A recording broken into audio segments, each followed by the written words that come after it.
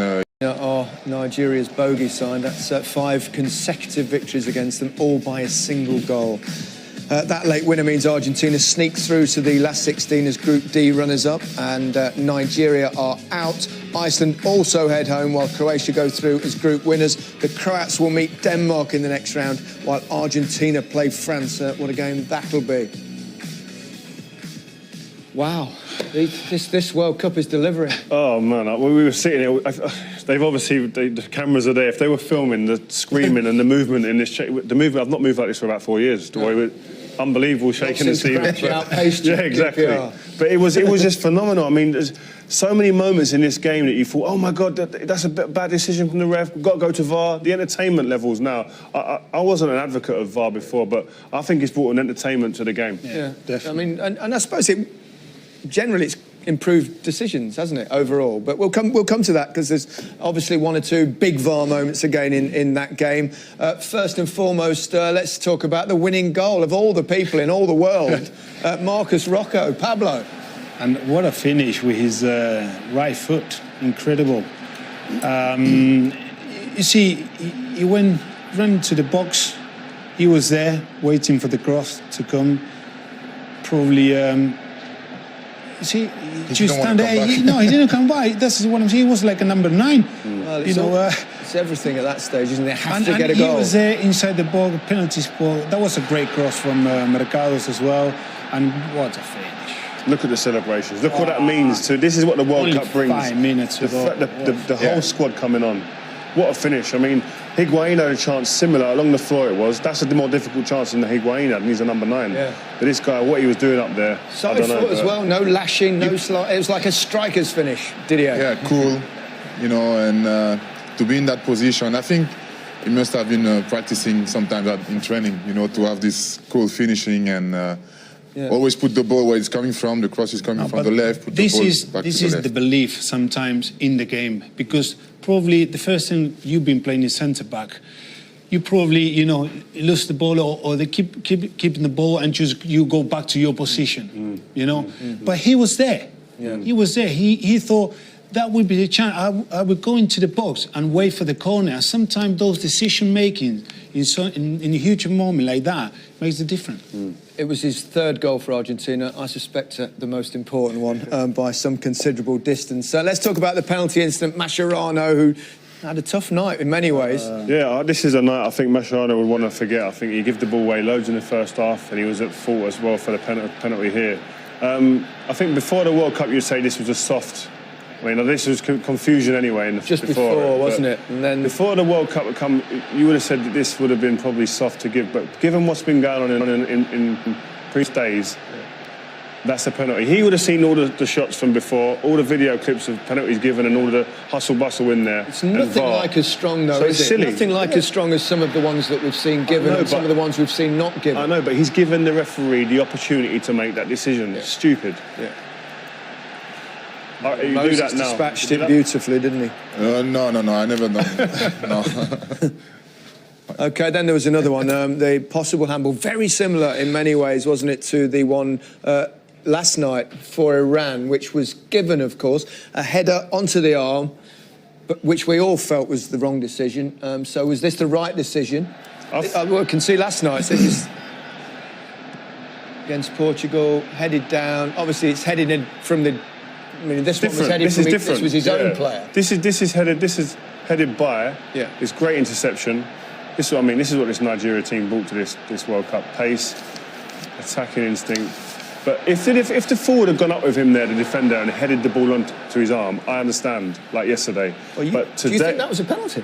I thought this was a penalty. He's headed it onto his own arm. That's a penalty. That's a penalty because he didn't read the trajectory of the ball well. He headed it though. He headed it onto his, and it hit his arm. It's a bad header from him. It's his own fault. Nobody touched him. Nobody touched him. He's heading the ball. He's headed it. It's a bad header, but he's headed it onto his own arm. There's got to be some kind of, surely. I think that's a bad decision. I've got the laws here, Didier. I'm going to read the laws of handling the ball. Yeah. It involves a deliberate act of a player making contact with the ball with the hand or arm.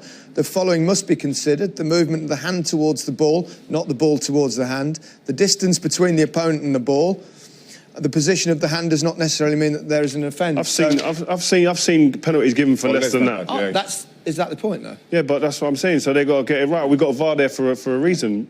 I don't think it's a penalty. Never a penalty. Never a penalty. No. He's going to say that. He's going to say that. If it's, well, if it's it's the other way, honestly, I if agree it's with the it. other way, No. because this is a defender's mistake. It's a mistake. He didn't read the ball well. Let me make another point. Sure. It's 2 against 2, right, in here. So therefore, why would VAR overturn it if it's so split? Maybe, You know, it's supposed to be for the rules. The laws of VAR at the moment are that it's supposed to be clear and obvious. Now, admittedly, that's not always been the case in this tournament. Yeah. It's a difficult responsibility to give this penalty as well. Of course. Because he would take Argentina But his out of reaction the competition. is after he missed that chance. But they did give them one before. Look, it's a bad mistake from the defender. And this would have put Nigeria a few if they got a penalty and scored it here. Yeah, but he's Big not asking for the decision to handball. He chooses, No, they are. For the They are handball after after that. when he misses the chance. Yeah, but you're going to play to the whistle. But you have to play to the whistle. That's why there's the VAR. We'll be arguing long into the night about this sort one. this out And after, other yeah? people will join in as First well. thing you go, handball that. If that was Having right. said all that, their own worst enemy in the sense that they missed a couple of good chances, Didier, that you talked about before, of course. They missed some very good chances. In this one, for example, good play. You know, they were bringing that extra, a bit lucky there, but you have to go and fight for the ball. And this one, I think it's difficult to score this one because the goalkeeper and that free kick, we all thought that was in. I was screaming. Rio I was going jumping up crazy. and down. Yeah, I was going crazy. That was the side net. And a word on the goalkeeper there, making his debut. Good, very Big good. save. Yeah, very good.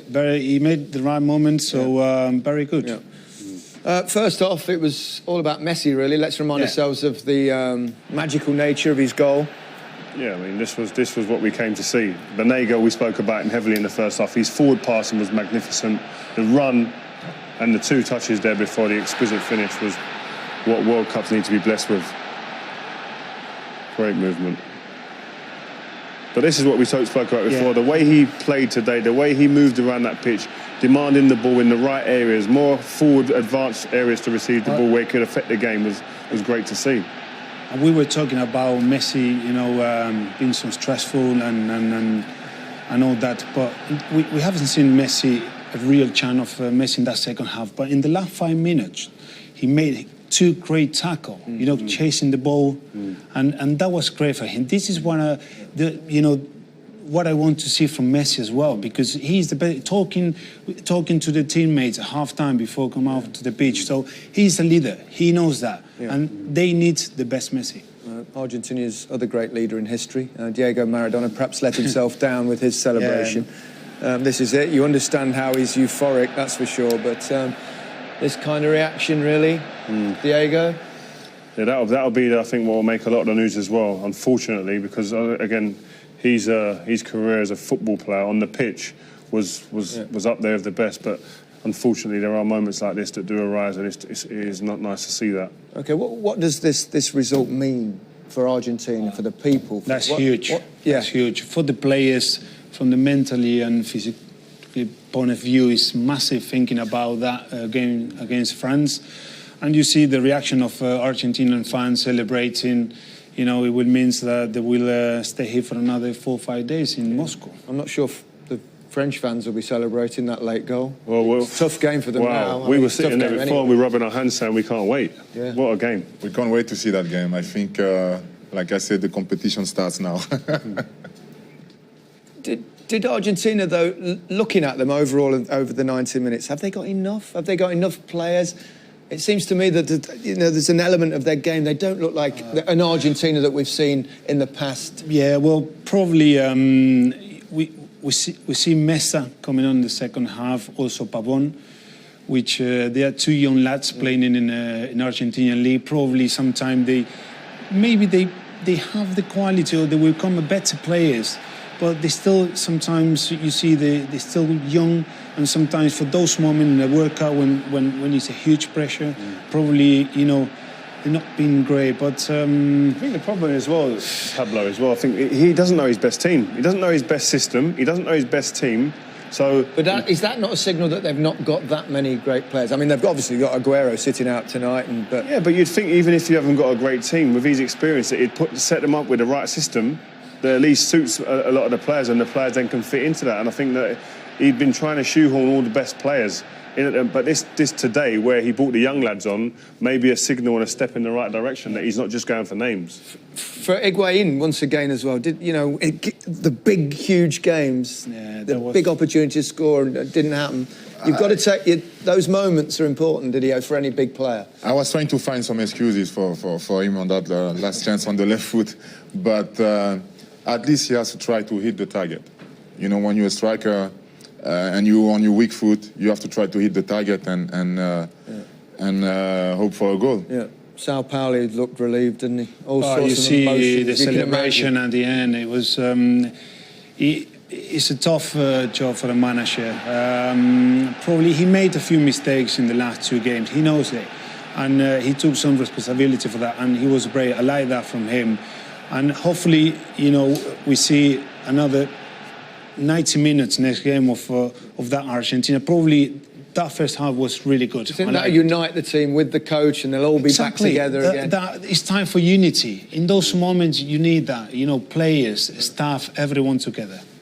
Who drives that unity, though? Does that come from the players as well? Messi? Yeah, the players have to do that. And I think we saw the pictures before of Messi in the tunnel talking to the team. And when the great Lionel Messi is speaking to them teammates, they have to listen, they have to come together. Yeah. Because I said, without that unity, as what Pablo was talking about, you can't achieve anything. It's amazing what a goal does and a win does, that's for sure. Makes all the difference in the world, doesn't it? Yep.